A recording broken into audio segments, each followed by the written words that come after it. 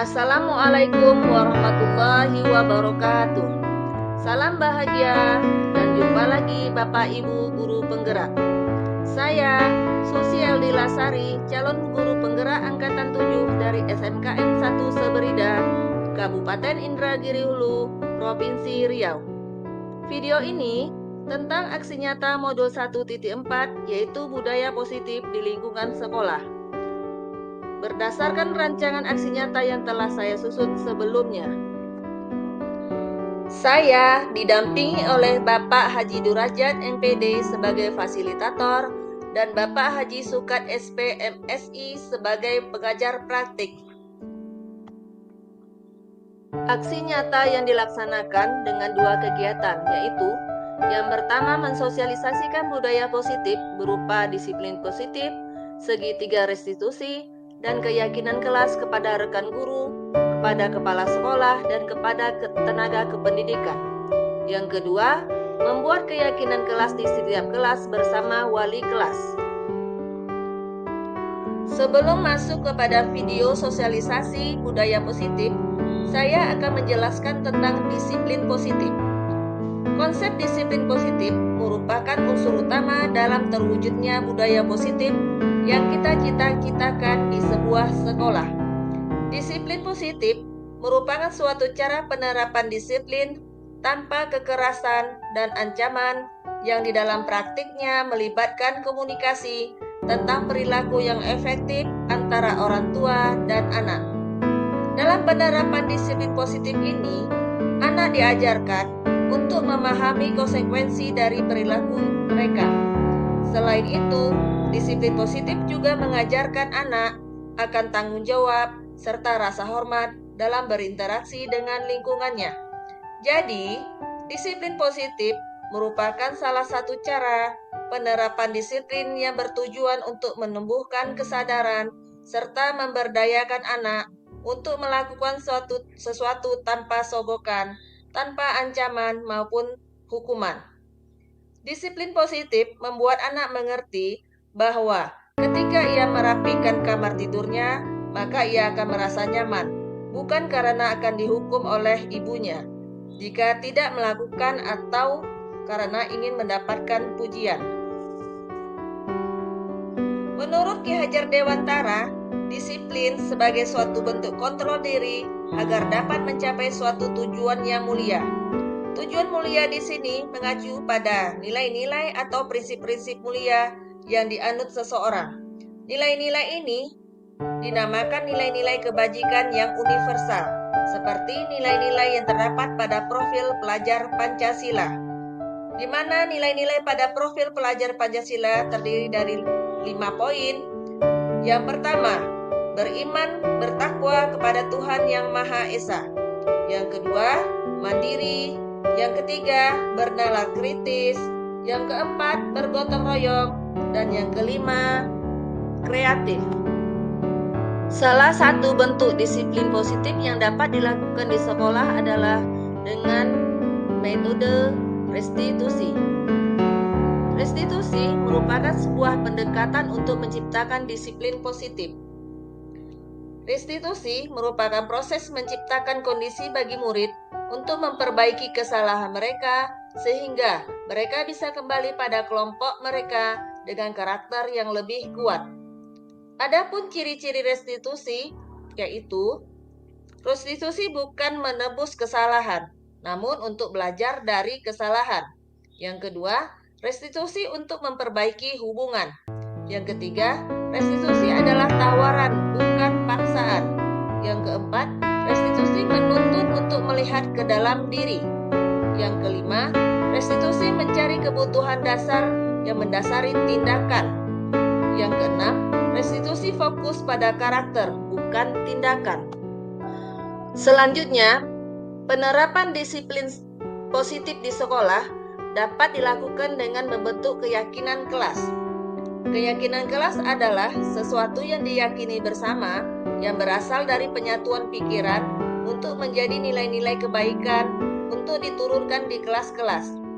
Adapun ciri-ciri dari keyakinan kelas itu adalah yang pertama, keyakinan kelas bersifat abstrak. Yang kedua, keyakinan kelas berupa pernyataan-pernyataan yang universal. Yang ketiga, keyakinan kelas hendaknya tidak terlalu panjang dan mudah diingat. Yang keempat, keyakinan kelas sebaiknya dapat diterapkan oleh seluruh warga kelas. Yang kelima, keyakinan kelas berupa kalimat positif. Berikut prosedur pembentukan keyakinan kelas. Yang pertama, meminta warga kelas untuk berpendapat. Yang kedua, mencatat semua masukan. Yang ketiga, gantilah kalimat-kalimat negatif menjadi kalimat positif. Yang keempat, sebaiknya butir keyakinan kelas tidak terlalu banyak. Yang kelima, keyakinan kelas yang telah disepakati dapat dilekatkan pada dinding kelas atau ditulis pada sebuah karton yang dapat dibaca oleh seluruh warga kelas. Sebelum sosialisasi budaya positif dilaksanakan, saya menemui kepala sekolah terlebih dahulu. Dalam pertemuan ini, saya menyampaikan tentang budaya positif dan saya meminta izin untuk melaksanakan sosialisasi kepada rekan guru dan kepada tenaga kependidikan di sekolah. Assalamualaikum warahmatullahi wabarakatuh. Bapak dan Ibu, terima kasih atas kehadirannya memenuhi undangan dari pihak sekolah. Di mana undangan kita pada siang hari ini adalah tentang aksi nyata yang dilakukan oleh Ibu Susi Hadira Hari, PGP Angkatan 7 Kabupaten Indragiri Hulu, yang akan memaparkan tentang budaya positif ya Bapak dan Ibu. Sebelum Bu Susi memaparkan tentang budaya positif, kita minta sambutan dari Bapak Kepala Sekolah. Kepada Bapak kami persilakan. Terima kasih Bu ya. Assalamualaikum warahmatullahi wabarakatuh.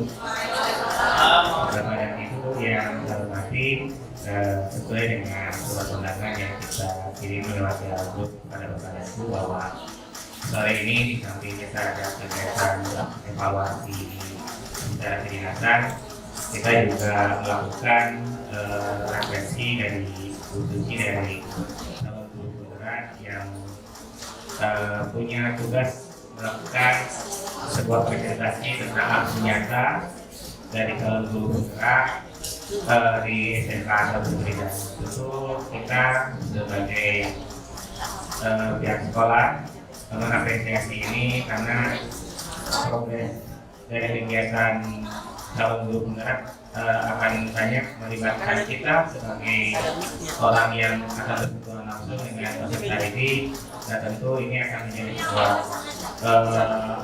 inovasi baru, terutama di dalam memajukan pendidikan di SMK Satu Beridan. Untuk itu nanti Bapak dan Ibu untuk mengikuti kegiatan dari presentasi Bu Susi sebagai calon guru penggerak dalam melakukan aksi nyatanya berkaitan dengan budaya positif di SMK Satu Beridan.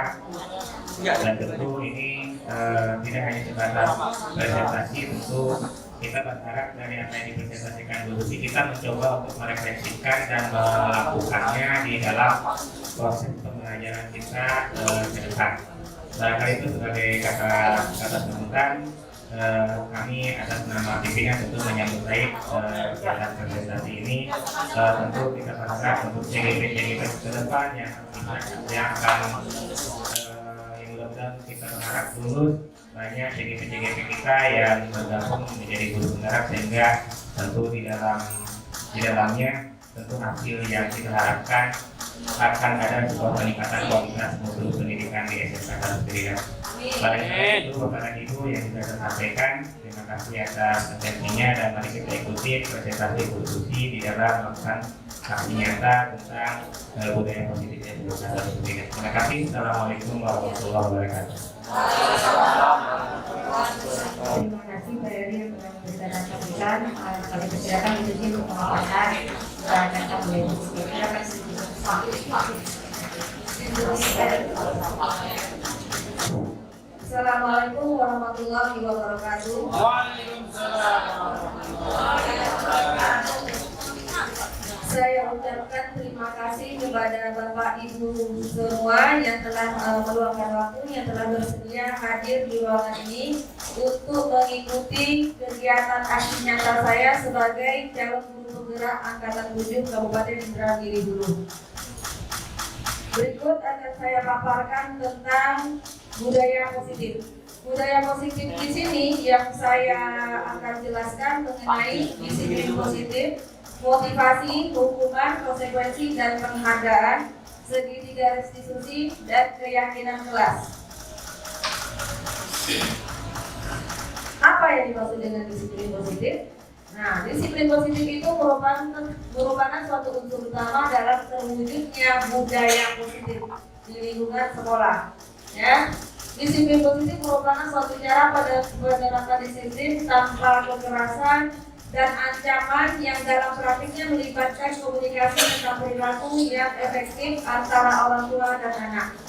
Jadi dalam penerapan disiplin positif ini, anak diajarkan untuk memahami konsekuensi diri perilaku mereka. Selain itu, disiplin positif juga mengajarkan anak akan tanggung jawab serta rasa hormat dalam berinteraksi dengan lingkungannya.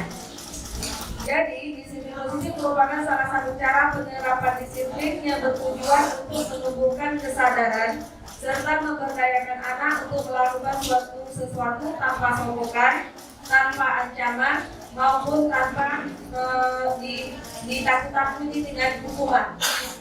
Disiplin positif membuat anak mengerti bahwa ketika ia ketika ia merapikan kamar tidurnya, maka ia merasa nyaman, bukan karena takut dihukum oleh ibunya, yaitu. Jadi salah satu akan terciptanya budaya positif itu kita awali dengan disiplin positif. Menurut Ki Hajar Dewantara, disiplin merupakan suatu bentuk kontrol diri agar dapat mencapai suatu tujuan yang mulia. Tujuan mulia di sini mengacu pada nilai-nilai atau prinsip-prinsip mulia yang dianut seseorang. Jadi, karena kita dalam lingkungan sekolah, nilai-nilai mulia itu sudah tertuang dalam nilai-nilai profil pelajar Pancasila. Nilai-nilai profil pelajar Pancasila itu ada 5 poin. Yang pertama yaitu beriman, bertakwa kepada Tuhan Yang Maha Esa. Yang kedua mandiri. Yang ketiga bernalar kritis. Yang keempat bergotong royong. Dan yang kelima kreatif.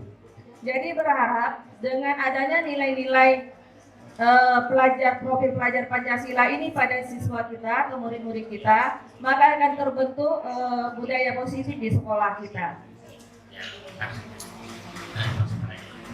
Hubungan budaya positif itu juga akan bisa terbangun dengan adanya motivasi yang baik. Jadi motivasi itu adalah suatu dorongan pada diri seseorang untuk melakukan segala sesuatu. Dorongan dari seseorang. Jadi ada 3 macam motivasi dari perilaku manusia, yaitu yang pertama, kenapa seseorang itu dia termotivasi terhadap sesuatu atau termotivasi melakukan sesuatu? Itu ada 3 macam. Yang pertama untuk menghindari ketidaknyamanan. Jadi dia termotivasi untuk mengerjakan tugas umpamanya supaya dia terhindar dari rasa tidak nyaman atau terhindar dari suatu hukuman, yaitu. Yang kedua, motivasi itu dapat ada pada diri seseorang untuk mendapatkan imbalan.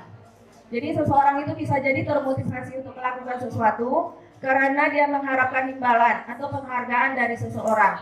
Yang ketiga adalah untuk menjadi orang yang sesuai dengan yang diinginkan dirinya dan menghargai diri sendiri dengan nilai-nilai yang mereka percayai. Jadi dari 3 motivasi perilaku manusia ini, mungkin yang paling bisa untuk mendukung terciptanya budaya positif di sekolah adalah poin yang ketiga, yaitu untuk menjadi orang yang sesuai dengan yang diinginkan dirinya sendiri dan menghargai diri sendiri sesuai dengan nilai-nilai yang mereka percayai. Karena kalau di situ kan tidak ada pengaruh takut dihukum, tidak ada pengaruh takut diancam atau dipuji atau sebagainya. Itu tentang motivasi. Yang berikut adalah selain motivasi ada hukuman dan konsekuensi. Hukuman adalah tindakan terhadap suatu pelanggaran, pada umumnya bentuk hukuman pada umumnya berbentuk hukuman atau konsekuensi. Kalau hukuman itu tindakannya, ya. Jadi terhadap kalau di sekolah mungkin terhadap pelanggaran atau tidak mematuhi suatu tata tertib, mungkin dia akan mengalami hukuman. Nah, seperti itu. Kalau bedanya dengan konsekuensi adalah konsekuensi suatu bentuk hukuman, tetapi sudah terencana atau sudah disepakati, sudah dibicarakan atau disetujui antara murid dan guru. Itu konsekuensi. Kalau hukuman sifatnya itu tidak terencana, mendadak aja. Nah, kayak itu tuh hukuman itu. Kemudian yang berikut, sebelum kita lanjut ke poin yang berikut, saya ingin Bapak Ibu memberikan sedikit pendapat tentang kasus yang saya tulis ini. Saya bacakan atau Bapak Ibu sendiri baca? Bacakan aja. Ya, ini kasusnya. Iva adalah seorang murid yang kurang menyenangi atau tidak mampu pada mata pelajaran matematika. Ya. Kemudian ketika mata pelajaran itu berlangsung, Iva ini karena dia tidak terlalu paham, akhirnya dia melakukan aktivitas yang lain, yaitu menggambar di bukunya. Jadi tiba-tiba gurunya yang bernama Pak Seno menunjuk Iva mempertanyakan suatu pertanyaan tentang matematikanya itu kepada Iva. Karena gugup, Iva akhirnya menjatuhkan tasnya di atas mejanya dan teman-temannya jadi tertawa, jadi heboh kelas itu. Iva pun seketika menjadi gagap, menjawab pertanyaannya nggak bisa. Nah, oleh Pak Seno, si Iva dimintai ke depan. Setelah ke depan rupanya disuruh berdiri sambil megang telinganya. Nah, melihat itu, teman-teman kelasnya menjadi gaduh, teman-temannya tertawa. Kemudian muncul pertanyaan, dari tindakan Pak Seno itu, apakah Bapak Ibu guru setuju dengan tindakan Pak Seno? Kenapa tidak setuju?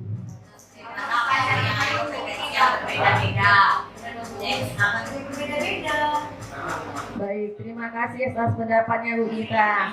Ya, yang kedua pertanyaannya, menurut Bapak Ibu, apakah tindakan Pak Seno tersebut termasuk hukuman atau konsekuensi? Hukuman atau konsekuensi? Kenapa hukuman?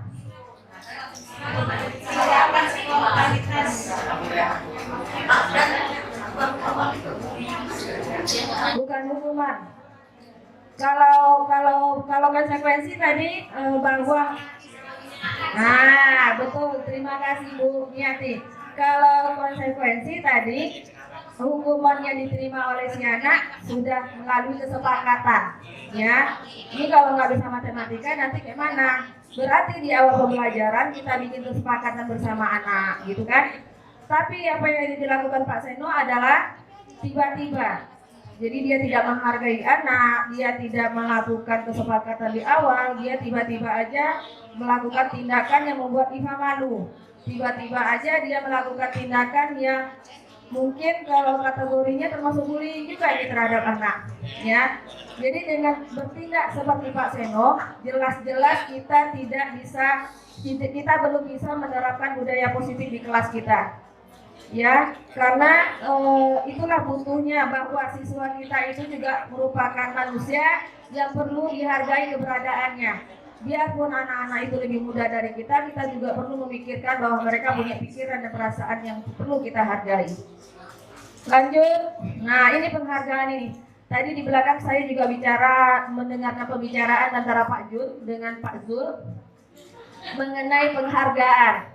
Jadi kalau kita nih Pak Zul, kata Pak Jun kan, kalau kita melakukan ini sebagai apanya nggak apa-apa lah kita mendapat reward katanya gitu kan. Kebetulan saya pula baru menulis ini, jadi saya nggak bisa menanggapi apa yang diinginkan Pak Jun itu apakah suatu keharusan atau diperbolehkan atau merupakan suatu yang tidak tidak semestinya. Mari kita lihat. Penghargaan itu adalah suatu benda atau peristiwa yang diinginkan atau dibuat dengan suatu persyaratan, penghargaan. Jadi kita ketika ingin melakukan aku mau jadi ini kalau aku dikasih ini. Nah, itu berarti ada syarat. Ya, itu namanya penghargaan. Contoh, saya sudah membantu dan berbuat baik, maka saya ingin orang tersebut memberi pujian atau imbalan. Nah, itu namanya penghargaan. Ternyata saya sedang belajar sebenarnya.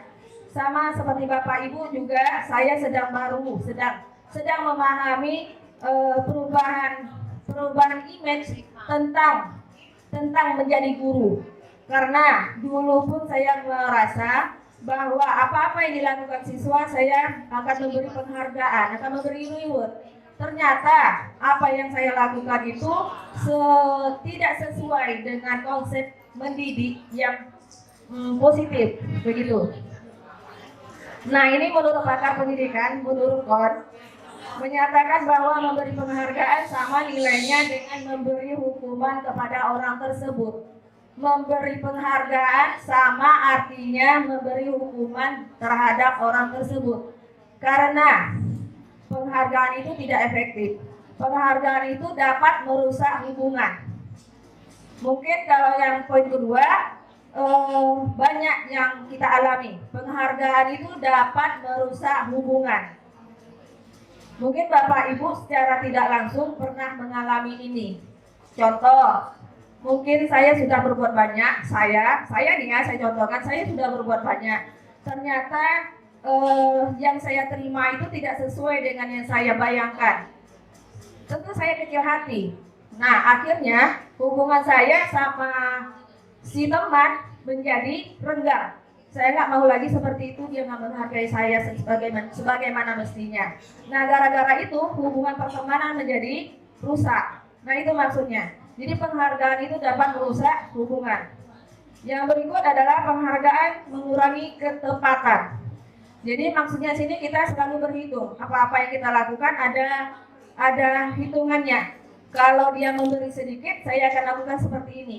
Jadi mengurangi kemampuan kita untuk berbuat maksimal. Makanya apa yang dihargai dengan penghargaan, maka akan mengurangi ketepatan. Yang terakhir mirip, yaitu penghargaan mengurangi kualitas. Ya, saya dulu selalu begitu. Saya pikir dengan memberi pujian, dengan memberi reward kepada anak-anak pun tahun lalu masih saya lakukan. Siapa yang bisa mengerjakan soal kimia dan mengumpulkan paling duluan nilainya 100, saya kasih hadiah jajan di kantin Pak Bani, saya bilang gitu. Dan itu selalu saya lakukan. Karena kenapa saya lakukan? Saya senang melihat ekspresi muka anak-anak yang antusias karena ucapan saya itu. Berarti kan saya memberikan penghargaan kepada anak hanya berupa duit 10.000. Jadi saya sebenarnya kalau mau ditilik lebih dalam lagi, nilai pintar anak itu, nilai kualitas anak itu hanya seharga 10.000. Nah, itu kan menurunkan kualitas dia sebenarnya. Dia hargai kepintarannya hanya dengan uang jajan aja. Jadi kita tidak membangkitkan motivasi dari dalam diri anak itu. Gara-gara hanya diberi reward berupa uang jajan, anak-anak itu akhirnya berlomba-lomba untuk menyelesaikan ulangan dengan cepat.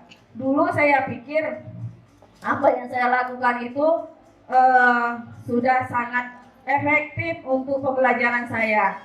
Tapi setelah bergabung di Guru Penggerak ini, banyak hal-hal yang ternyata kita lakukan sebagai guru itu tidak semestinya. Bukan saya bilang saya salah atau Bapak Ibu salah, tidak. Tapi mungkin kita perlu merefleksi diri kita kembali bahwa apa-apa yang kita tanamkan kepada anak dalam jangka waktu panjang akan membentuk karakter yang kurang baik pada anak-anak kita tersebut. Itu tentang penghargaan. Lanjut, ini nggak panjang, sedikit lagi selesai. Restitusi, ya. Ini udah akrab sekali nih. Pertama kali saya mendengarkan kata-kata restitusi ini adalah ketika Bu Linda juga mensosialisasikan tentang budaya positif. Itu pertama kali saya kenal dengan kata-kata restitusi. Mungkin teman-teman juga begitu. Ya, restitusi itu merupakan suatu pendekatan untuk menciptakan disiplin positif. Kemudian proses menciptakan kondisi restitusi merupakan proses menciptakan kondisi bagi murid untuk memperbaiki kesalahan mereka sehingga mereka bisa kembali pada kelompok mereka dengan karakter yang lebih baik, yang lebih kuat. Itu restitusi. Ya, ciri-ciri restitusi itu bagaimana? Ini ada saya tuliskan 6 poin. Yang pertama, restitusi bukan untuk menebus kesalahan. Jadi restitusi itu dilakukan ketika ada suatu sikap si anak yang tak sesuai dengan tata tertib atau ketentuan umumnya. Itu kita lakukan restitusi. Ya. Kemudian kemudian yang kedua, restitusi untuk memperbaiki hubungan. Terus restitusi adalah tawaran, bukan paksaan. Artinya ketika kita melakukan restitusi itu ada diskusi antara kita dan siswa. Kemudian selanjutnya restitusi menuntut untuk melihat ke dalam diri. Jadi kita dengan melakukan restitusi itu kita berusaha untuk memberi kesadaran kepada anak, untuk membangkitkan sisi baiknya dari diri anak itu. Selanjutnya restitusi mencari kebutuhan dasar yang mendasari tindakannya. Nah, ini yang paling banyak ini. Mungkin tidak saja anak-anak, kita pun sebagai orang tua untuk bertindak sesuatu itu mungkin ada dasarnya. Mungkin ada kebutuhan dasar kita yang tidak terpenuhi. Pada anak-anak kita juga begitu. Mungkin ada kebutuhan dasar si anak yang tidak terpenuhi. Kebutuhan dasar itu salah satunya adalah kebutuhan dihargai, kebutuhan disayangi, kebutuhan didengarkan, kebutuhan pokok makan. Mungkin ketika dia melakukan kesalahan dia belum makan, ya kan? Berarti kebutuhan pokoknya tidak terpenuhi saat itu. Nah, dia melakukan suatu tindakan yang merugikan dirinya sendiri. Ketika itulah kita harus cari tahu penyebab dia melakukan tindakan yang merugikan dirinya sendiri itu. Nah, itu yang harus kita sadari, harus kita cari tahu dulu sebelum menjatuhkan keputusan terhadap si anak. Selanjutnya, restitusi fokus pada karakter, bukan tindakan. Jadi restitusi itu fokus pada pembentukan karakter, bukan tindakan, ya Bapak Ibu. Kenapa ini diulang-ulang menyampaikan? Karena saya juga bagian dari orang yang sedikit belum bisa paham dalam melaksanakan restitusi ini. Ketika saya melakukan restitusi terhadap siswa, saya merasa gampang untuk menyelesaikannya karena belum benar-benar bisa saya pahami secara dalam tentang bagaimana melaksanakan restitusi ini. Mudah-mudahan dengan diulangi di sini Bapak Ibu guru semuanya bisa lebih bisa memahami tentang restitusi ini. Nah, restitusi ini dia dituangkan dalam segitiga restitusi namanya. Kenapa segitiga? Karena ada 3 langkah yang harus kita lakukan untuk merestitusi anak. Ini bingung-bingung, ini anak mau diapain? Guru piket bagaimana merestitusi anak? Guru mapel bagaimana merestitusi anak? Apakah hanya wali kelas aja yang bolak-balik merestitusi anak? Nah, mari kita sama-sama lihat dan cermati. Tahapan dalam merestitusi itu ada 3. Yang pertama, menstabilkan identitas namanya. Menstabilkan identitas. Yang kedua, validasi tindakan yang salah. Yang ketiga, menanyakan keyakinan. Ya, jadi restitusi itu ada caranya, Bapak Ibu. Caranya ya 3 ini. Menstabilkan identitas itu bagaimana? Salah satu kalimat yang dapat kita ucapkan adalah umpama, ini si A terlambat terus ini. Setiap sekolah mungkin dalam 5 hari belajar itu dia terlambat 3 kali. Jadi ketika kita restitusi, menstabilkan identitas itu kita lakukan adalah dengan mengucapkan kalimat, Ibu paham bahwa terlambat itu adalah hal yang manusiawi. Begitu, itu menstabilkan identitas. Jadi dia merasa itu bukan kesalahan yang fatal dan dia tidak memblok dirinya, karena kita juga berusaha untuk memahami bahwa apa yang dia lakukan itu adalah hal yang wajar. Itu namanya menstabilkan identitas. Atau ibu juga manusia yang kadang-kadang juga sering terlambat, gitu kan? Samalah kayak kamu juga sering terlambat. Itu namanya kalimat-kalimat yang kita ucapkan untuk menstabilkan identitas, supaya anak itu bisa cair, tidak dia blok dirinya, kayak gitu. Jadi ketika anak itu merasa dihargai, merasa dimengerti oleh kita, mungkin dia bisa lebih terbuka untuk menerima saran kita, kayak gitu. Itu namanya menstabilkan identitas. Baik, yang kedua, validasi tindakan yang salah. Jadi setelah kita ucapkan kalimat-kalimat yang sifatnya menstabilkan identitas itu, kita lanjutkan dengan memvalidasi tindakan yang salah. Yang salah tadi apa? Sering terlambat. Ya, kita tanyakan kepada anak itu, kamu sering terlambat, apa masalahnya? Atau kamu tahu enggak kenapa ibu panggil? Gitu. Kita tanya dulu dia, menyadari nggak dia dengan apa yang dia lakukan itu salah, gitu. Setelah dia mengakui, biasanya beberapa anak yang sudah saya ulang-ulang merestitusi, dia akan lebih terbuka menyampaikan apa yang dia rasa salah itu, karena kita udah di posisi mengerti dia dengan tindakan menstabilkan identitas tadi. Ya, kemudian setelah kita menanyakan tindakan yang salah, kita menanyakan keyakinan. Kita tanyakan kepada anak itu, kalau begitu, menurut kamu bagaimana caranya supaya kamu tidak terlambat lagi ke sekolah? Dia yang harus mengeluarkan solusinya, yaitu kita hanya sebagai wadah untuk meyakinkan dia bahwa dia mampu untuk memperbaiki kesalahannya.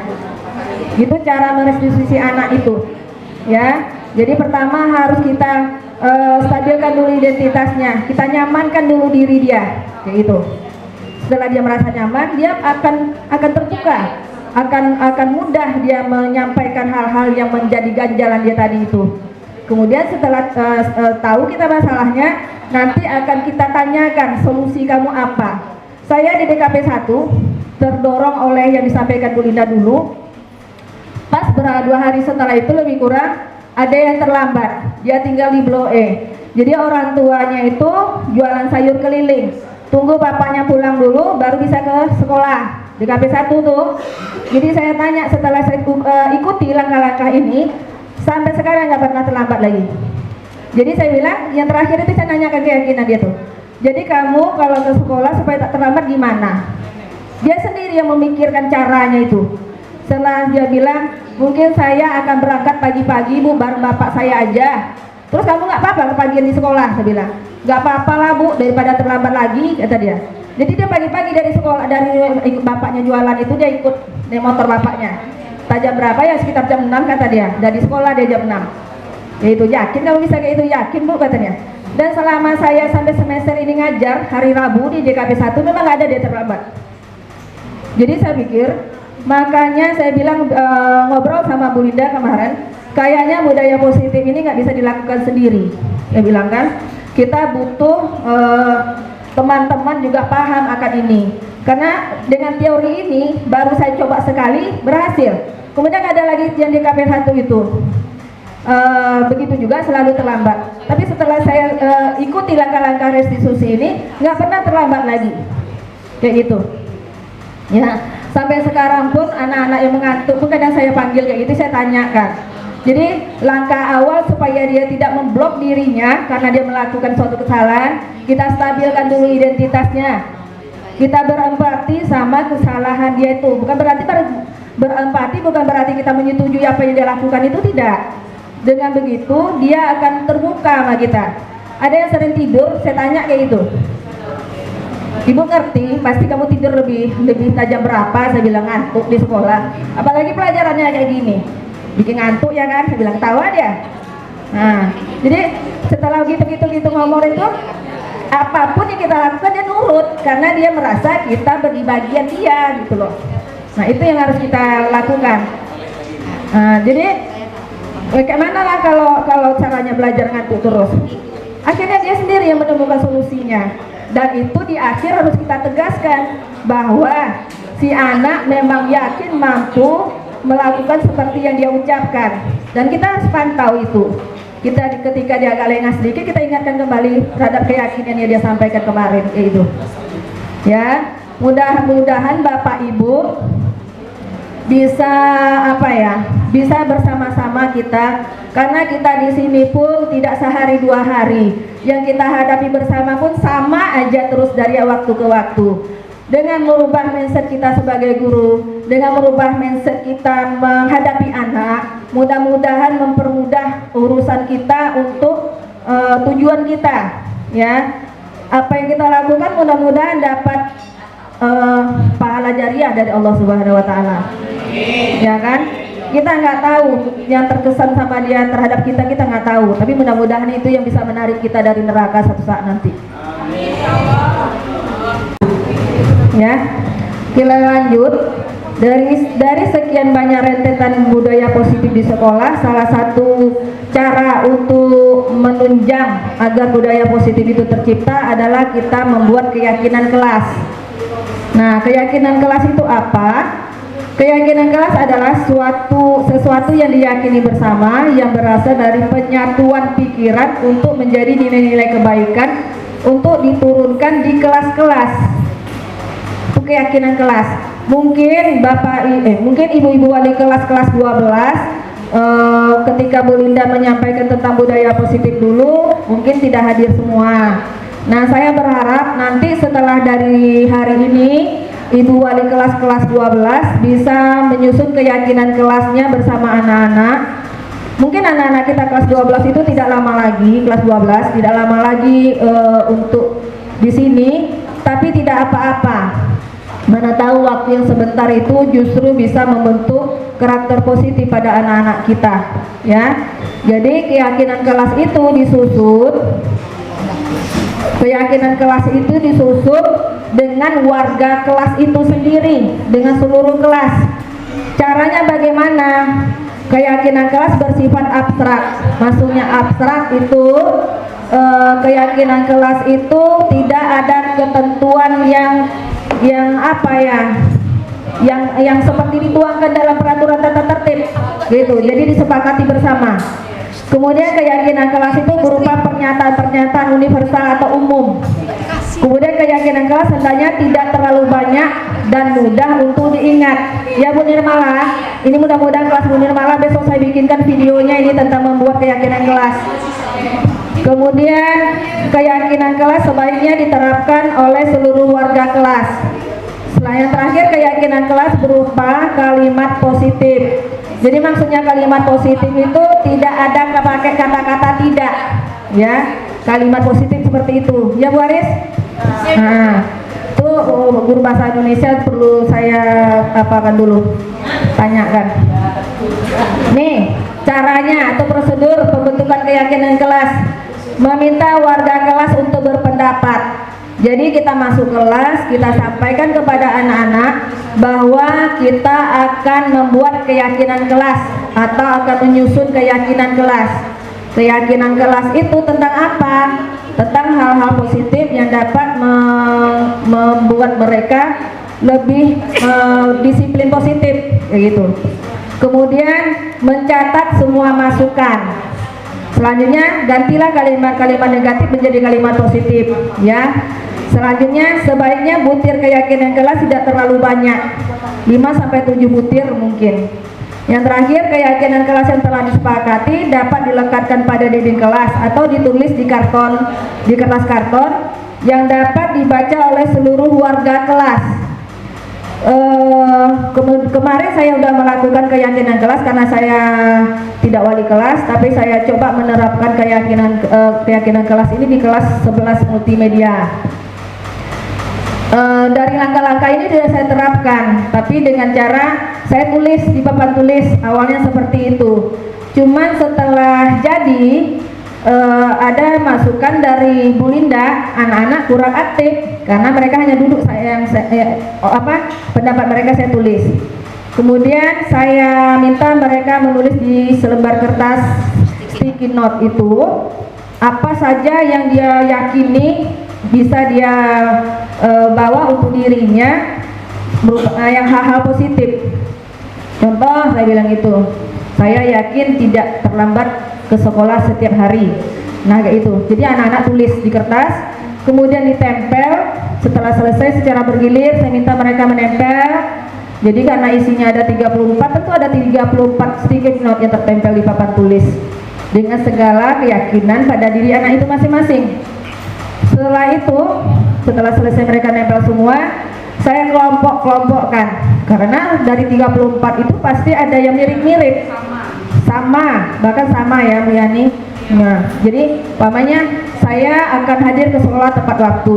Ini si Ali, ya enggak lah Ali. Kemudian si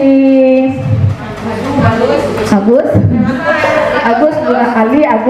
Kemudian Agus bilang saya tidak akan terlambat ke sekolah. Yang tadi bilang saya akan datang ke sekolah tepat waktu. Si Agus bilang saya tidak akan terlambat datang ke sekolah. Itu kan merupakan hal yang sama, maknanya sama. Kita kelompokkan. Jadi yang menulis tidak akan terlambat, akan hadir tepat waktu segala macamnya itu yang senada. Ternyata ada 20 anak dari 34. Berarti saya pikir dalam kelas ini fenomenanya adalah sering terlambat.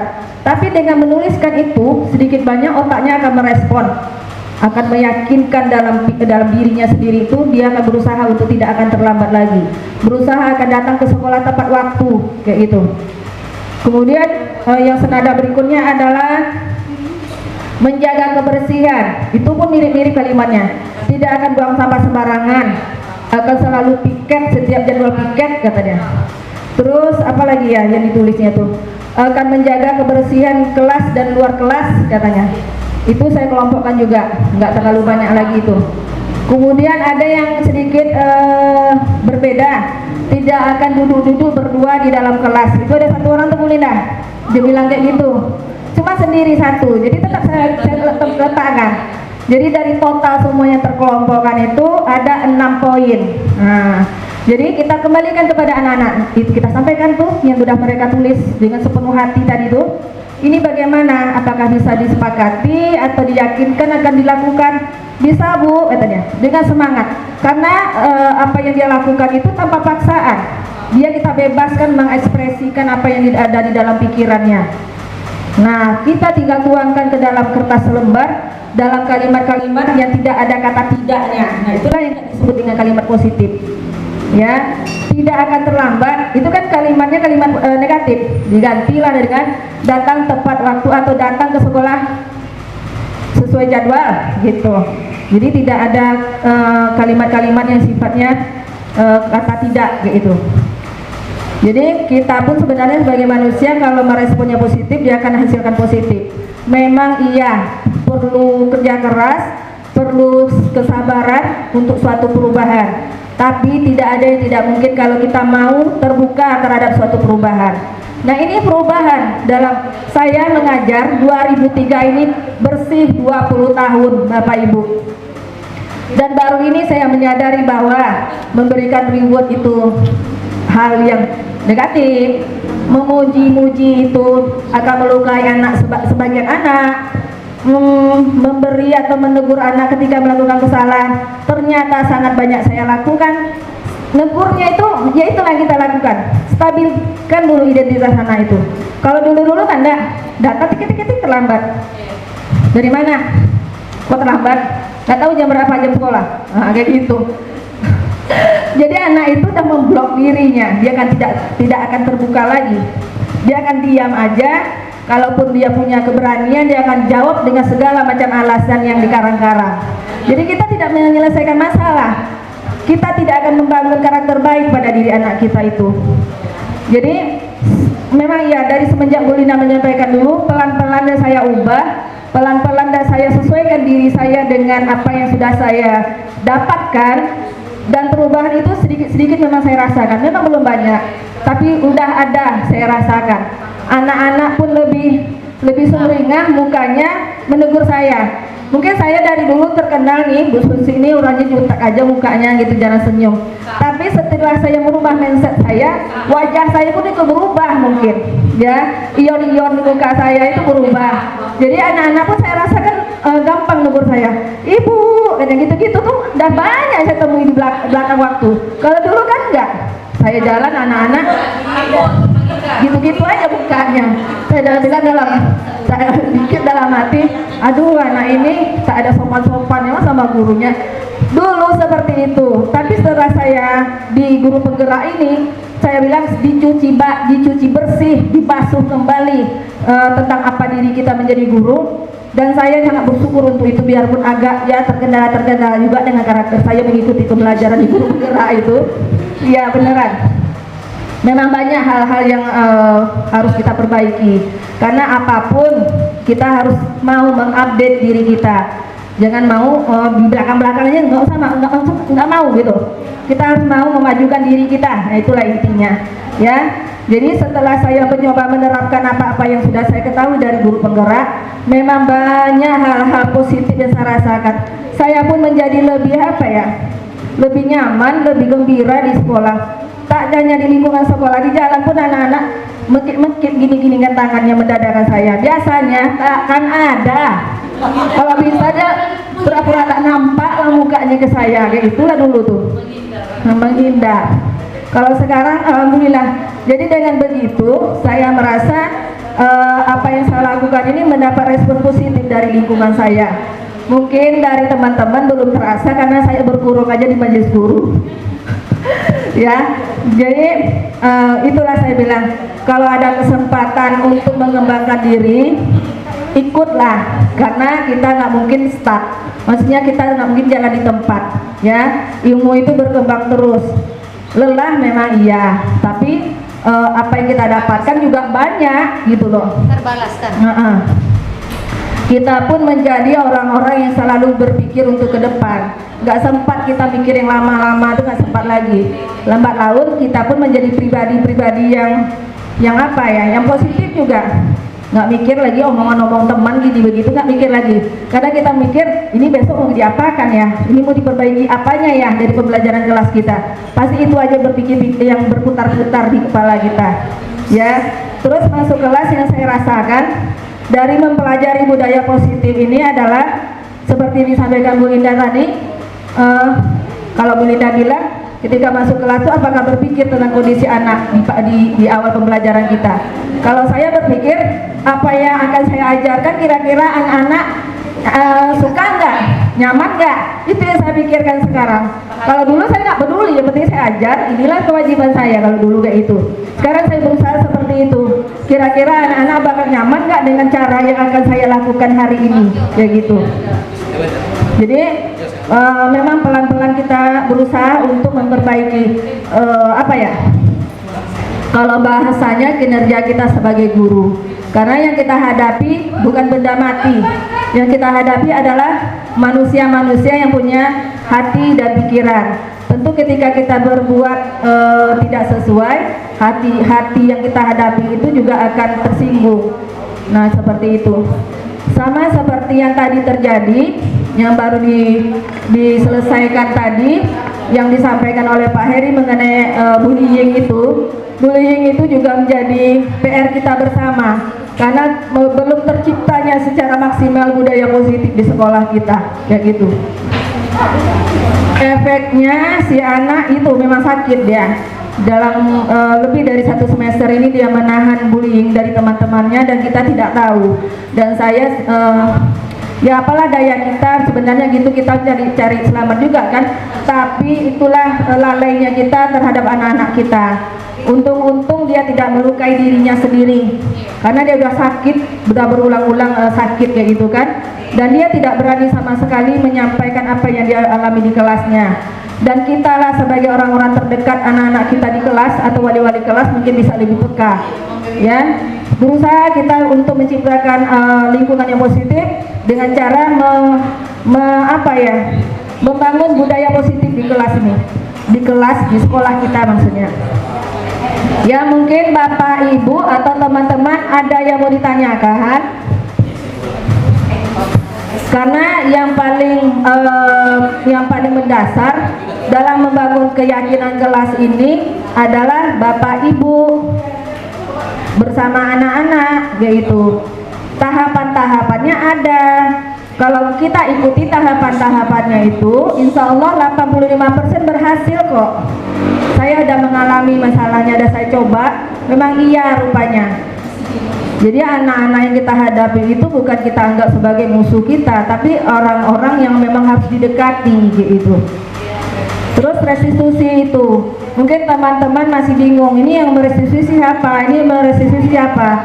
Kalau seandainya berhadapan di pelajaran kita, ya kita restitusi aja, tak apa-apa. Terlambat ya di kelas kita, ya kita restitusi. Tak mengumpulkan tugas sepelajaran kita, ya kita restitusi. Jangan kita biarkan, ya gitu. Kalau dibiarkan, maka akan menjadi penyakit kronis bagi si anak. Karakter-karakter baiknya tidak muncul. Ya, kalau dia tidak mengumpulkan tugas, panggil aja kalau nggak mau manggil di depan kelas. Ayo ikut ibu sebentar gitu setelah pembelajaran kita selesai. Ngobrol aja sama anak itu seperti itu. Saya semenjak tidak menjadi wali kelas agak kurang-kurang memang sama anak-anak ini. Tapi dulu apa yang ya bicaranya memang salah, tapi saya suka ngurus-ngurus anak-anak itu. Nah, intinya seperti itu Bu Linda. Mungkin bisa menjadi pertimbangan Bu Linda untuk mengangkat saya menjadi wali kelas kembali. Pak, saya mengangkat Bu Susi, Pak Heri Bu Susi. Salah Bu Susi. Tak ada saya dirumut-rumutin anak lagi. Kalau dulu ibu kadang cari-cari saya kan. Saya cemburu betul dengan buku Snuli cari-cari anak setiap hari. Saya nggak ada dicari-cari anak. Pagi-pagi udah cari-cari ngintip-ngintip buku Snuli itu. Yang favorit buku Snuli dalam hati saya. Saya nggak ada digini-gini lagi. Itu bilang, besok jadi wali kelas juga lah. Saya bilang dalam hati aja. Ya. Jadi mungkin teman-teman ibu-ibu yang wali kelas 12 kemarin dulu ketika Bu Linda menyampaikan tentang budaya positif tidak hadir. Nah, beginilah cara merestitusi anak, beginilah cara menyusun keyakinan kelas bersama anak. Keyakinan kelas yang sudah dibentuk itu jangan dibiarkan saja menjadi hiasan dinding. Kita ingatkan kembali, anak terlambat, diam aja. Ya kita bilang, kamu terlambat ya. Ini loh keyakinan kelas yang udah kita sepakati kemarin. Kayak mana? Kita kembalikan ke diri dia. Karena kemarin dia yang membuat itu, dia yang mengeluarkan pernyataan-pernyataan kayak gitu kan. Jadi namanya orang, namanya manusia, pasti kalau tidak dikawal itu dia lalai juga. Nah, kita lah sebagai orang-orang tua di sekolah ini yang berusaha untuk kembali mengawal apa yang sudah mereka nyatakan kemarin ketika menyusun keyakinan kelas itu. Ya, saya di pelajaran saya, setiap kelas yang ada keyakinan kelas tertempel itu aja saya kembalikan. Dan mereka dengan mudah kembali tertib, dengan mudah kembali melaksanakan apa yang seharusnya mereka lakukan kayak itu. Mungkin ada yang masih bingung tentang keyakinan kelas atau restitusi, silakan saya kasih kesempatan untuk bertanya. Baik, silakan Bu Yani. Nih di sini.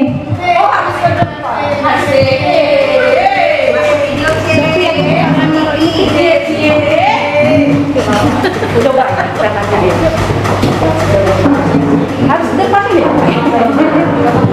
Masuk video,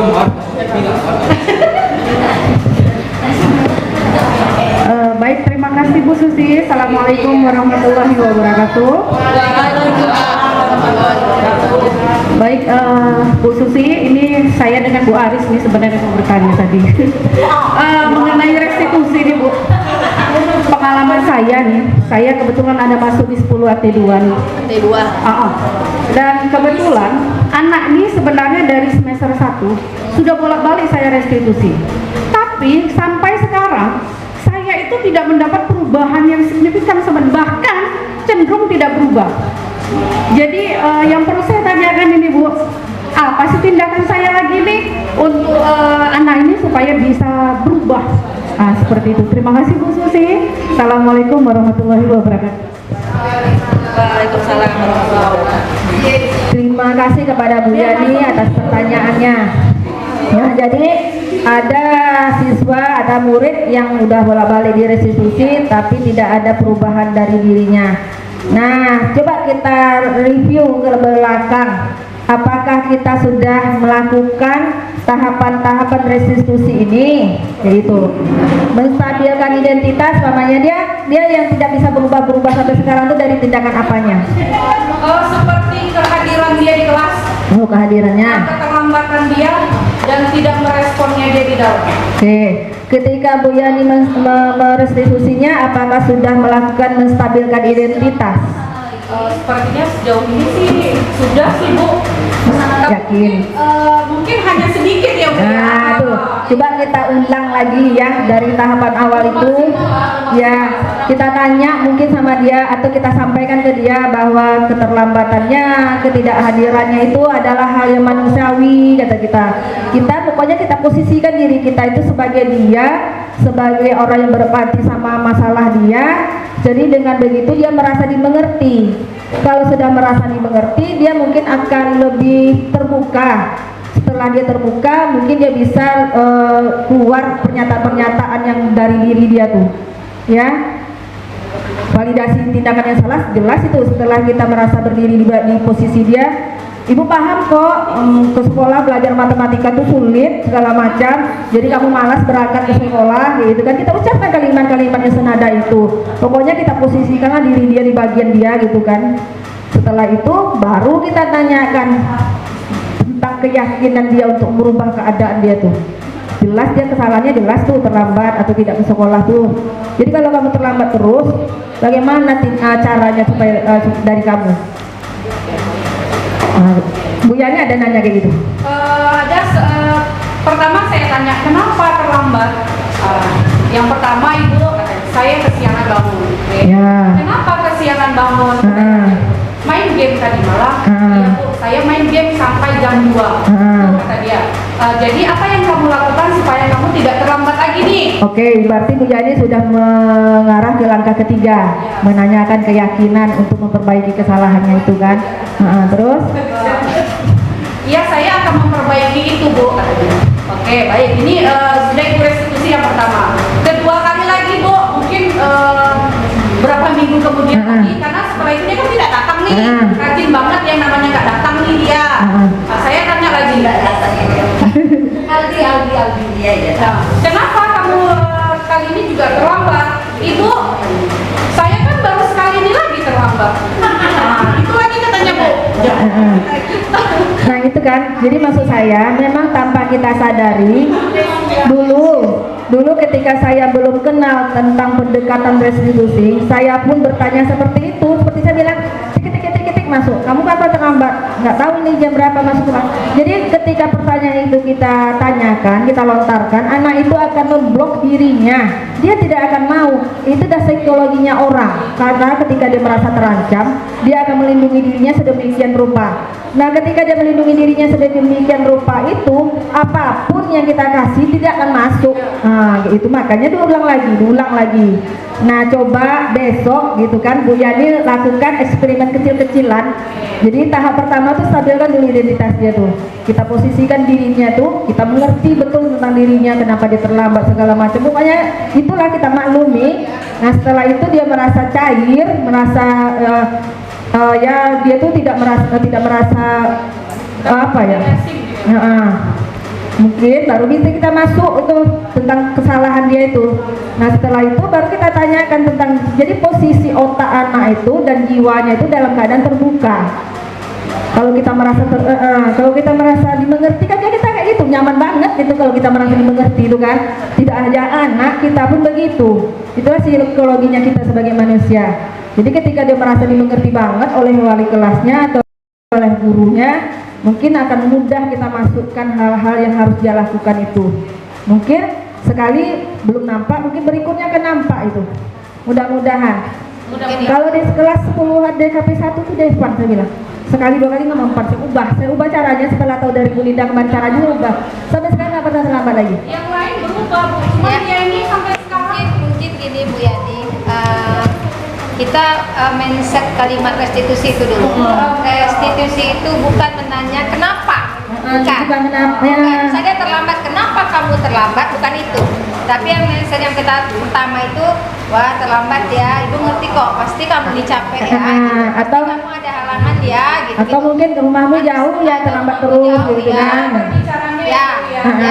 Jadi mungkin kamu hari ini terlambatnya ada sesuatu hal ya di jalan ya, sudah itu baru kita nanya kira-kira menurut kamu yang kamu lakukan ini benar atau salah ya? Nanti kan dia bilang salah Bu, saya terlambat begini-begini. Oh iya, bagaimana kamu cara memperbaiki? Jadi kita tidak usah mencari dia apa nih yang menyebabkan dia begini gitu. Karena kalau ditanya seperti itu, dia akan itu saya bilang memblok dirinya. Dia banyak akan menimbulkan alasan-alasan.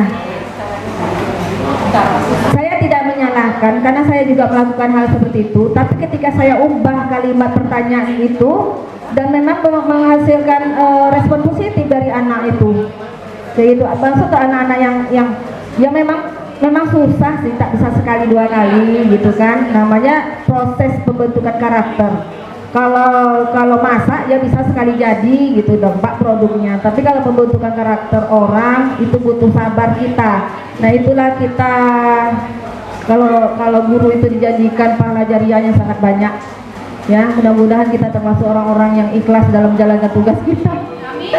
Iya, minta didoakan sama anak-anak tuh, doakan ibu ya biar sabar mengajar kalian. Ya Bu katanya. Mungkin yang menjawab ya Bu itu ada 20 orang yang tulus, mungkin yang jadi sabar lah kita hari itu. Ya karena ya namanya kita menjadi guru Pasti budaya positif ini tidak serta-merta langsung. Ya memang ya budaya positif itu budaya positif namanya budaya itu tidak terbentuk dalam waktu sekejap. Budaya itu terbentuk dalam kurun waktu yang cukup lama, terus menerus diulangi, akhirnya terbentuklah budaya. Ya namanya budaya, itulah asal kata budaya itu. Ya mudah-mudahan atau teman-teman yang lain ada mungkin yang mau ditanyakan atau didiskusikan. Ini prosedur membuat keyakinan kelas. Karena setelah saya mempelajari modul 1.4 ini tentang budaya positif, saya bergegas-gegas ke ruang Bu Linda untuk share apa yang saya dapatkan. Ternyata budaya positif ini, Bu Linda ya saya bilang, tak bisa 1-2 orang saya bilang, harus banyak teman-teman yang paham mengenai budaya positif ini dan segala perintilan-perintilannya itu gitu kan. Jadi supaya bisa saya punya keterbatasan untuk men-share ilmu ini, supaya bisa berarti teman-teman harus didorong untuk ikut guru penggerak saya bilang gitu.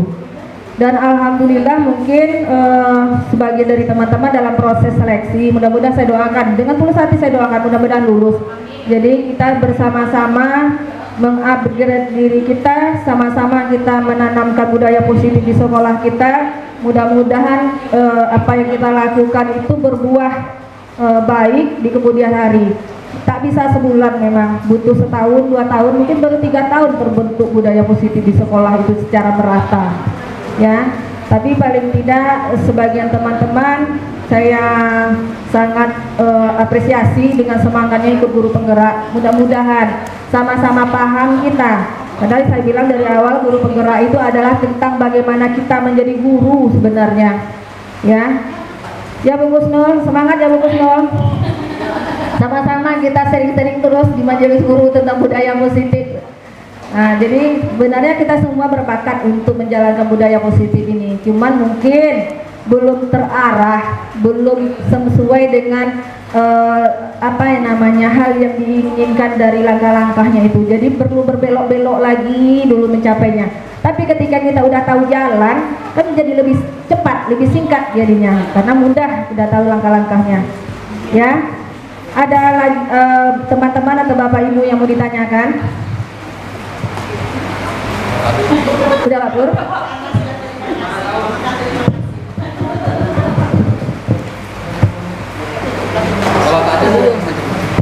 Oh, Pak Eng mau bertanya katanya. Sabar ya, Bapak Ibu. Video ya. Karena ada video. Satu video Bismillahirrahmanirrahim. Assalamualaikum warahmatullahi wabarakatuh. Waalaikumsalam. Terima kasih. Saya mau bilang dulu kepada Bu Susi hebat, ya. Bu Susi hebat. Mudah-mudahan kita semua juga jadi hebat. Sebagaimana yang disampaikan sama Bu Linda dulu yang sudah habis CGP-nya, dan Bu Susi mengulang bahwa memang guru dulu yang harus berubah untuk melakukan budaya positif itu di sekolah. Kalau tidak nanti bukan budaya positif tapi budayanya negatif di sekolah itu. Ya. Jadi itu saya rasa langkah-langkah yang harus kita lakukan agar itu menjadi capaian kita. Begini Bu Susi, saya mau bertanya mungkin ya, dalam CGP itu boleh tidak melakukan sanksi tapi mendidik gitu loh. Misalnya gini, sanksi mendidiknya. Mungkin Pak Indra sebagai guru agama, ada anak terlambat, restitusi sudah dilakukan, tapi sanksi mendidiknya, coba anak Bapak sebutkan apa niat buka puasa gitu loh. Nah, boleh tak semacam itu gitu loh. Kemudian yang kedua, apa yang harus kita lakukan untuk membangun budaya positif di sekolah gitu loh. Nah, barangkali itu mungkin ini bisa dijawab sama Bu Linda yang sudah selesai CGP angkatan 5, Yang udah penuh ilmunya. bahkan juga Bu Susi. Terima kasih atas jawaban dari Bu Susi atau Bu Linda. Terima kasih. Assalamualaikum warahmatullahi wabarakatuh. Waalaikumsalam.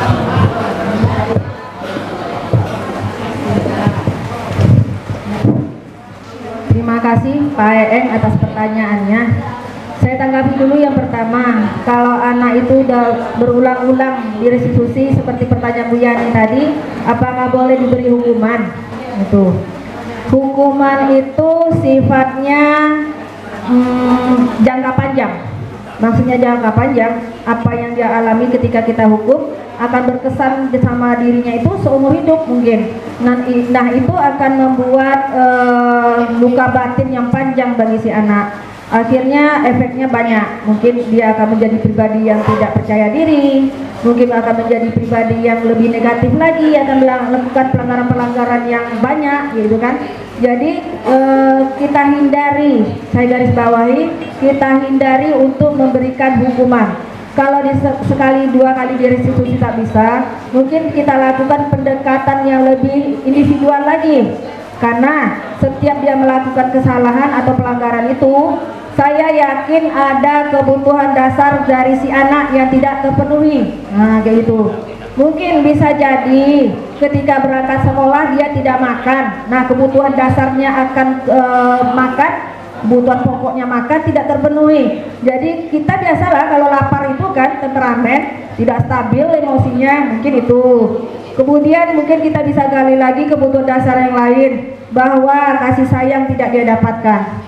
Kasih sayang dan perhatian itu kebutuhan dasar Bapak Ibu. Ya, jadi kalau seandainya dia mungkin tidak mendapatkan kasih sayang dari rumah atau dari keluarga, mungkin bisa kita pelan-pelan yakinkan pada diri si anak bahwa dengan kita dia akan menjadi lebih baik lagi. Kita beri dia perhatian. Kita manusiakan semanusia-manusianya dia, kayak gitu. Mungkin jadi kebutuhan dasar yang lain adalah penghargaan. Dia merasa oke terhadap kemampuan dirinya, tapi kita sebagai guru lupa memberi penghargaan. Maksudnya penghargaan ini kita nggak pernah nanya dia kok pengen jawab pertanyaan kita tapi dia malu, jadi dia merasa kebiasaan dia untuk pelajaran kita itu tidak terapresiasi. Biasanya anak-anak seperti itu dia agak mendegil-degil juga tuh, gitu. Jadi kebutuhan dasar dia untuk mendapat penghargaan itu mungkin tidak terpenuhi, begitu. Jadi seandainya ada beberapa anak kita ulang-ulang restitusi tidak berhasil, mungkin bisa kita lakukan pendekatan yang lebih lagi dengan menggali informasi tentang kebutuhan dasar si anak yang belum terpenuhi. Memang mungkin kita butuh waktu, menyediakan waktu dan agak berat, tapi tak apa-apa lah Bapak Ibu. Dalam satu hari itu belum tentu ada 1-2 anak yang kita urus untuk seperti itu kan. Itu pertanyaan pertama. Pertanyaan kedua saya lupa apa? Bagaimana cara budaya positif? Oh, apa langkah-langkah yang harus dilakukan untuk budaya positif? Nah, untuk menerapkan budaya positif di sekolah, salah satu budaya positif di sekolah itu adalah dengan melaksanakan disiplin positif.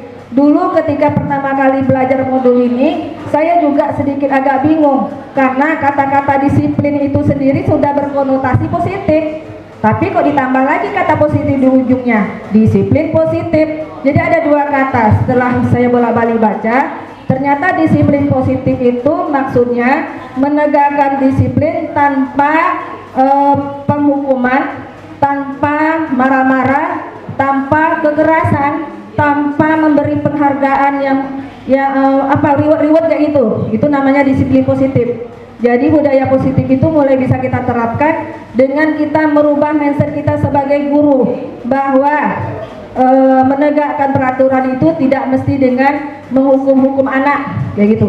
Ketika dia melakukan kesalahan, jangan dihukum, tapi kita pikirkan caranya dengan cara merestitusi si anak. Nah, dengan begitu budaya positif lambat laun akan terbentuk di sekolah kita kayak gitu. Baik, sepertinya itu pertanyaan terakhir untuk sesi sosialisasi budaya positif saya. Jadi saya ucapkan terima kasih sebanyak-banyaknya kepada Bapak Ibu yang telah tetap antusias dalam mendengarkan dan mengikuti sosialisasi saya ini. Mudah-mudahan apa yang saya paparkan bisa sedikit-sedikit memberi pencerahan untuk kita semua. Ya, saya akhiri dengan wabillahi taufiq wal hidayah. Assalamualaikum warahmatullahi wabarakatuh.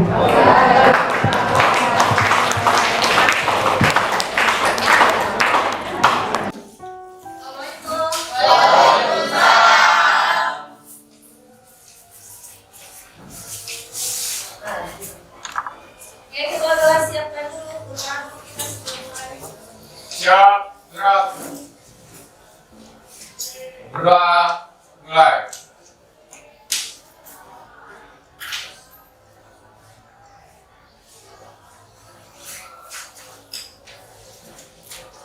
Selesai. Siapkan salam. Assalamualaikum warahmatullahi wabarakatuh. Waalaikumsalam warahmatullahi wabarakatuh. Selamat pagi semua. Pagi, Bu. Gimana kabarnya hari ini? Baik, hari ini adalah hari pertama di semester ini. Jadi sebelum kita mulai pembelajaran, terutama pembelajaran ibu, yaitu pembelajaran produktivitas, kita buat dulu keyakinan kelas. Ya, kita buat kesepakatan gimana proses pembelajarannya bisa berlangsung dengan baik. Jadi proses pembelajaran setiap harinya bisa nyaman, bisa enak, gitu, bisa hasilnya pun bisa maksimal. Baik, ibu ada kertas ini, kertas apa namanya? Oke, ini kertas kamu tulis apa yang menjadi keyakinan untuk diri kamu sendiri demi kebaikan kamu. Tulis, nanti masing-masing tempelkan ke depan. Pertama itu kasih satu lembar per orang aja lah dulu. Ini benar-benar ditulis sesuai dengan apa yang kamu yakini.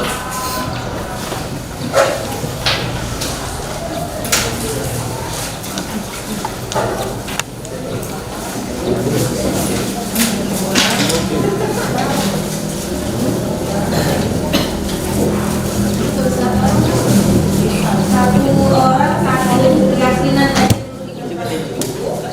Nanti seandainya ada yang masih perlu, saya kayaknya perlu dua lah Bu, untuk menuliskan keyakinannya juga.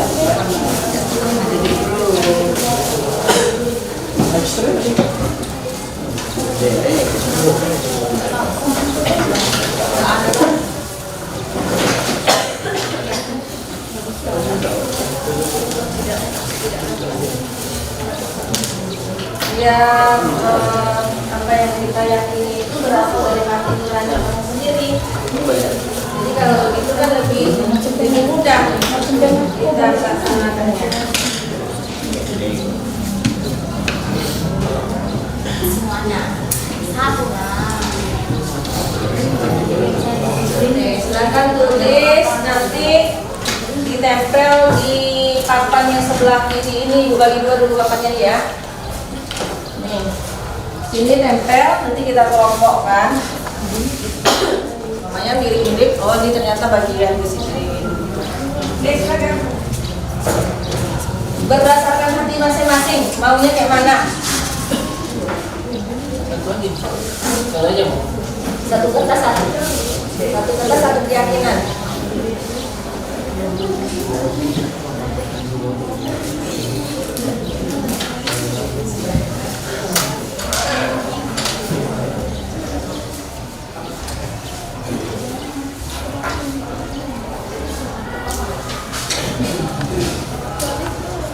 Saya yakin bantu pagi.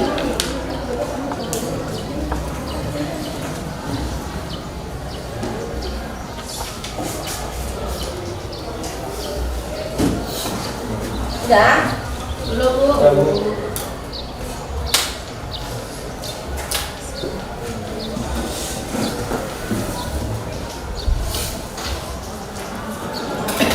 Kasih nama panggilan aja di bawah sini.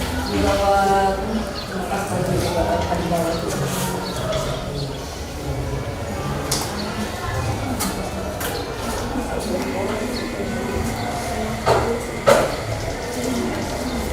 Kita ada berapa ini? 34. Sudah hadir 4, berarti ada 30. Mas ada 30 ya.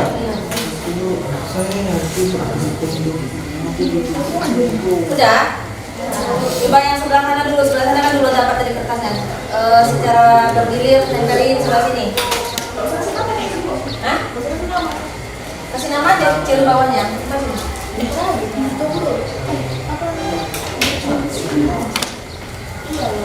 Udah habis.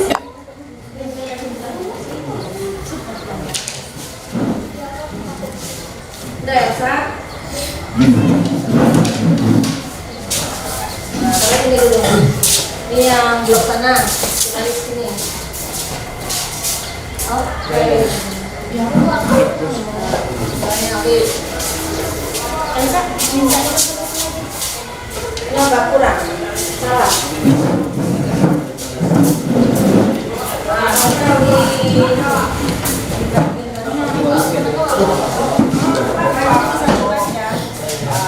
biasanya itu dia jelas kebaca.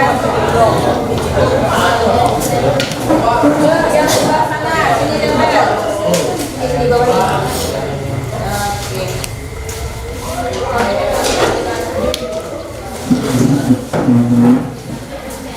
Nah, yang blok ini lagi nih.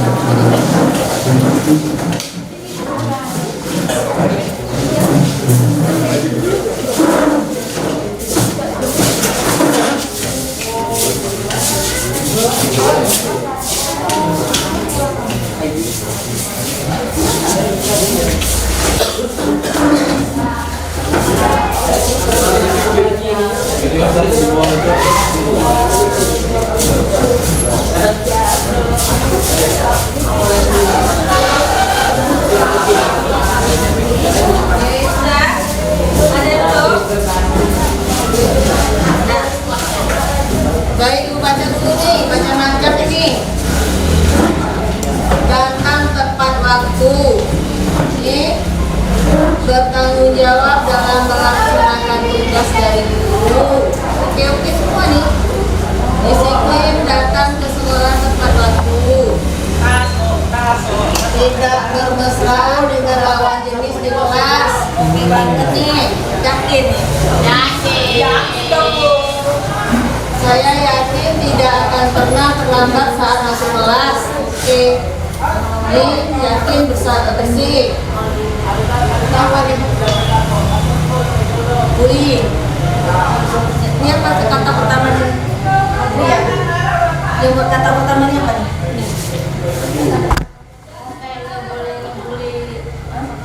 Anti bullying. Iya. Anti bullying ini saling tolong menolong, disiplin dalam mengerjakan tugas, disiplin tepat waktu, toleransi,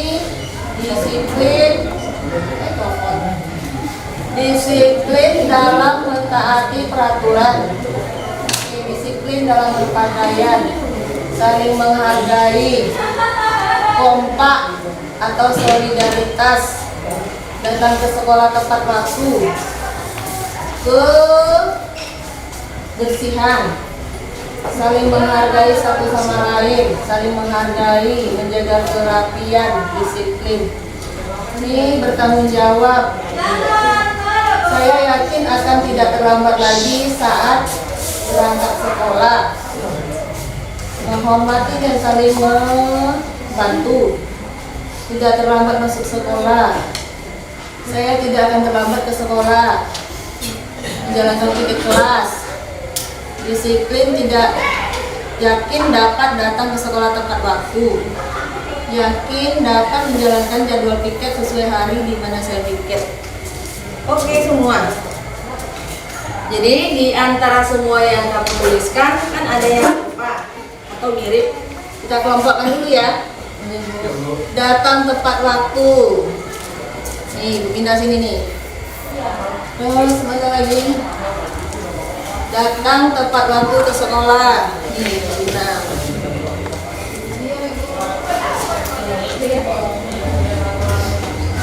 Tidak terlambat saat masuk kelas.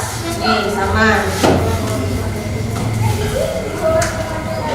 Disiplin mengerjakan tugas, datang tepat waktu lagi.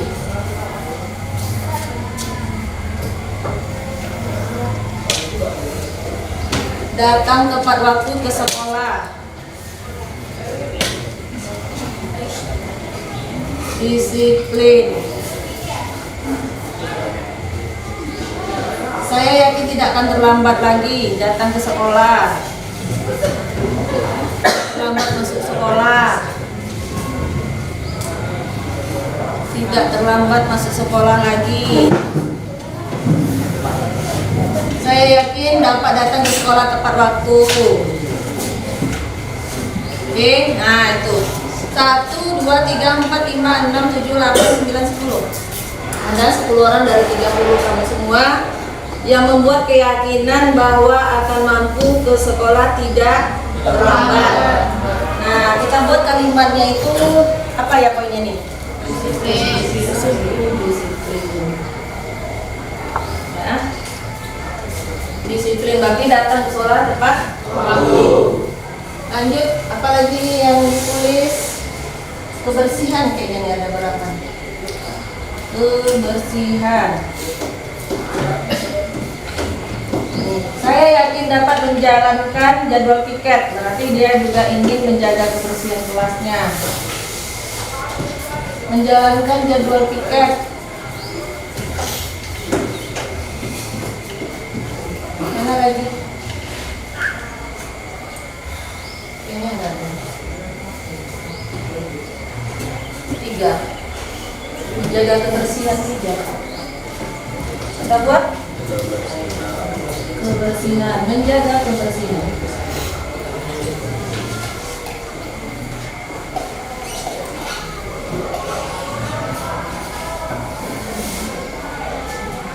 Terus ini bertanggung jawab, yakin mampu bertanggung jawab katanya nih, Reno. Reno nih. Nah, laki-laki itu harus bertanggung jawab. Karena itulah harga diri laki-laki. Banyak lagi tadi ada ibu baca bertanggung jawab juga. Ini Digo.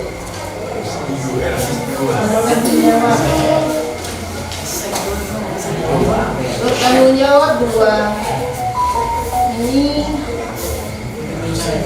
tolong-menolong, toleransi, menghargai, menghormati. Kayaknya satu tempat juga nih. Menghormati dan saling membantu, Puji. Saling tolong-menolong, Aprilia. Saling menghargai, Dinda. Toleransi, Rema. 4 orang. Berarti bisa nggak ini kita buat keyakinan kelas kita nih? Menghormati dan saling membantu, saling tolong-menolong, saling menghargai, toleransi. Apa keyakinannya?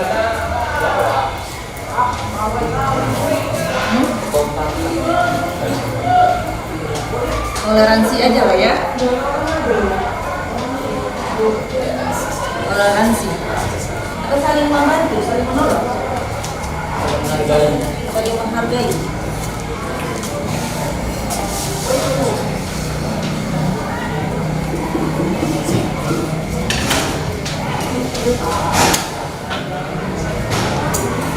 Saling menghargai.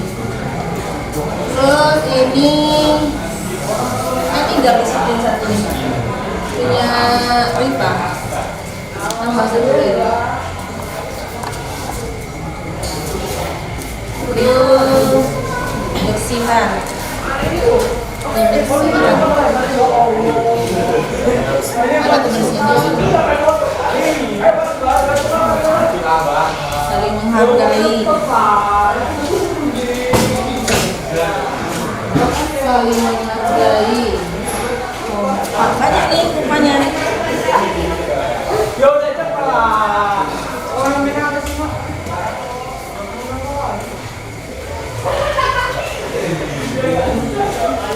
Kalau menjaga kerapian itu bisa nggak kita kelompokkan di sini? Ya, bisa.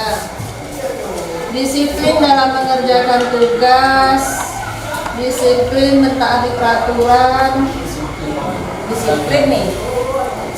Poin terbesar ini disiplin ini, karena banyak yang ingin menjadi disiplin. Tinggal 2 ini anti bullying, ini tidak bermesra di kelas, ini bertanggung jawab. 1, 2, 3. Ini kita jadikan keyakinan kelas, bertanggung jawab. Hanya 2 orang yang menuliskan yakin bisa bertanggung jawab. Kita jadikan nggak?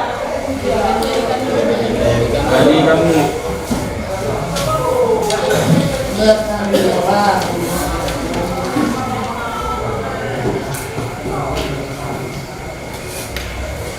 Ini tidak bermesraan dengan lawan jenis. Ini tidak melakukan bullying. Ya. Dari semua yang kamu tuliskan ada yang ditambahkan enggak? Kalau mau kasih lagi pertanyaan. Kalau udah kepikiran di belakangan ada? Bu, nah nih.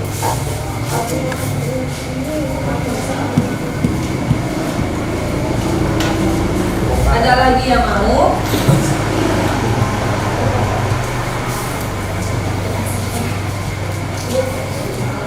Kamu? Enggak. Pas.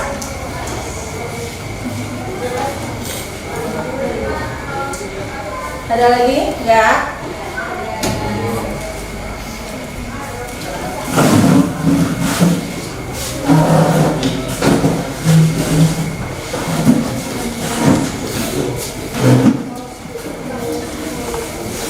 Nah, nempel di mana nih?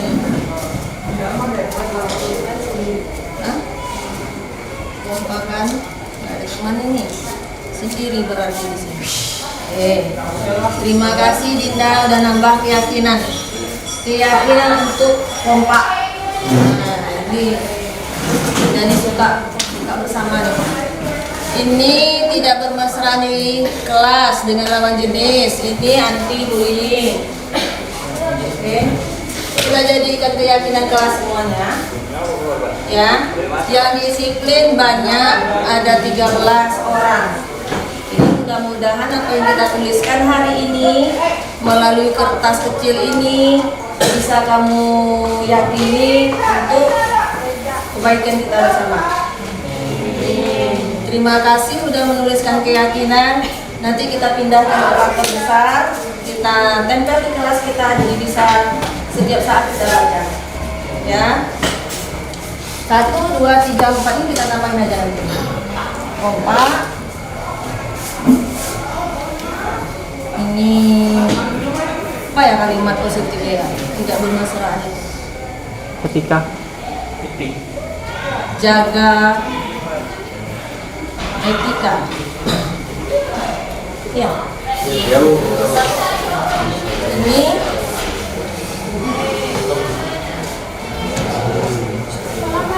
kalimat positifnya anti-bullying itu apa ya?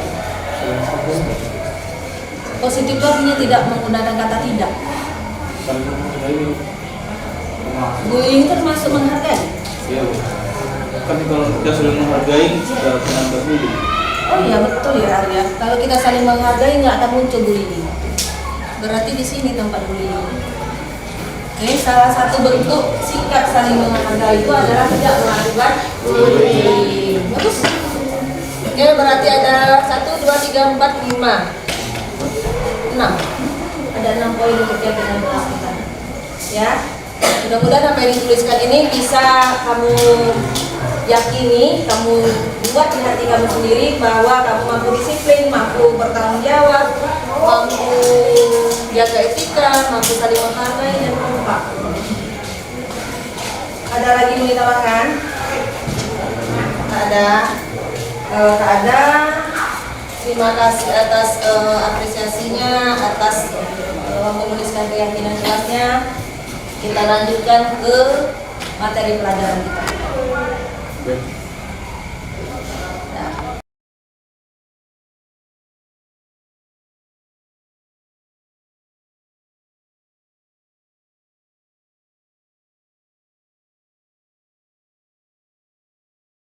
Saya ketua kelas coba siapkan. Gerak. Gerak. Mulai.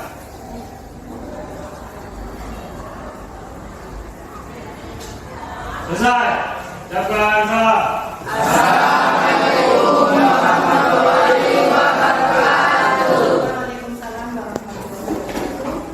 Selamat siang. Hari ini?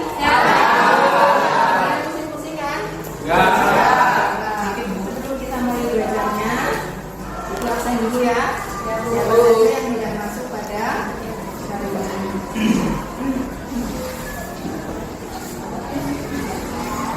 tidak masuk? Ini sampai ya.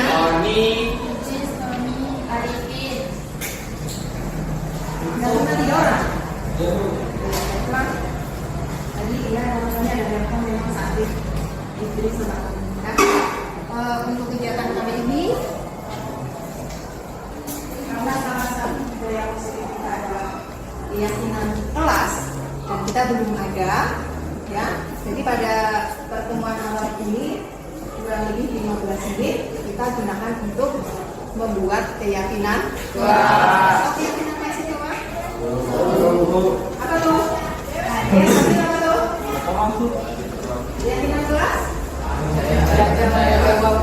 Nanti apa yang kita nulis kita kerjakan untuk membuat kita ke depannya lebih baik. Tolongnya Pak. Ya, disiplin. Tidak bolos. Tidak bolos, tidak sabut ya.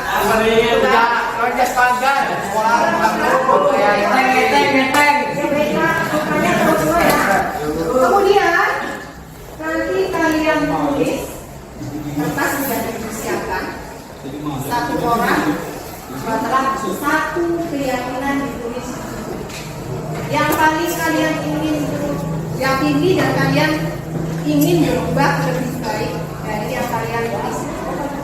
Ya? Ya, Pak? Ada yang mau ditanyakan? Ya. Ya? Ibu mulai saja ya. Nama tidak usah ditulis. Yang ditulis cukup keyakinan kelasnya saja. Ya? Ada yang bertanya lagi? Ya, sudah ada. Mulai ya.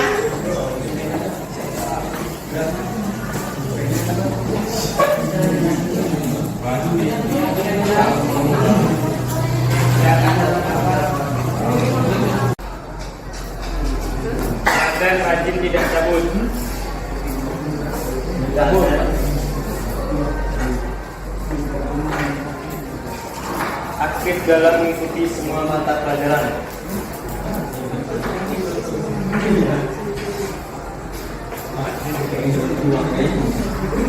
Hadir tepat waktu.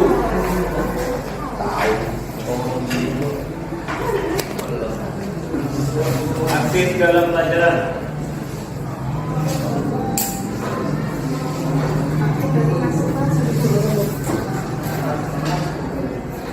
Datang tepat waktu dan tidak terlambat.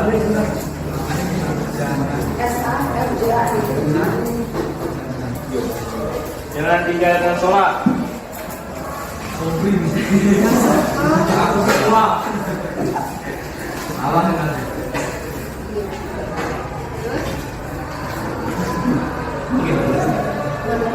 Semoga kedepannya menjadi orang sukses.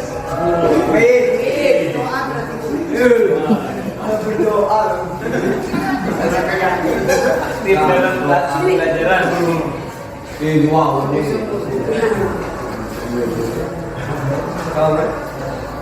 Tepat waktu.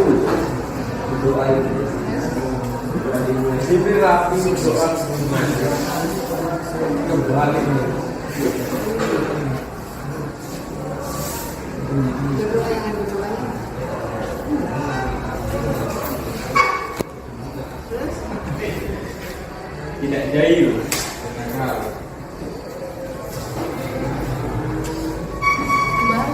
Hadir tepat waktu.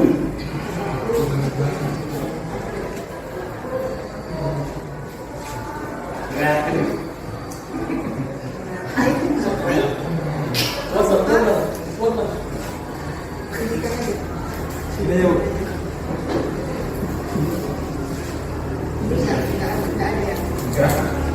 Agar selalu lebih baik ke depannya.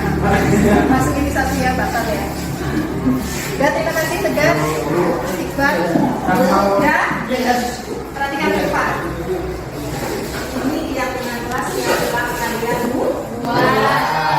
Perhatikan ya. Lihat yang pertama, belajar dengan sungguh-sungguh atau aktif dalam mengikuti pelajaran. Sepakat kita untuk meyakini jadi keyakinan kelas ini? Sepakat. Ini banyak kan? Sepakat? Sepakat. Oke, kalau sepakat berarti pertama adalah Kesan saya setelah melaksanakan aksi nyata. Setelah melaksanakan aksi nyata, modul 1.4 tentang budaya positif, saya merasa sangat senang karena telah menyampaikan apa dan bagaimana budaya positif tersebut kepada rekan sesama guru, kepada tenaga kependidikan. Dalam sosialisasi tersebut, banyak rekan guru yang antusias bertanya dan ingin tahu tentang disiplin positif, prosedur segitiga restitusi, dan cara pembuatan keyakinan kelas. Demikian video aksi nyata ini tentang budaya positif di sekolah saya buat. Semoga bermanfaat dan menginspirasi. Terima kasih. Wassalamualaikum warahmatullahi wabarakatuh.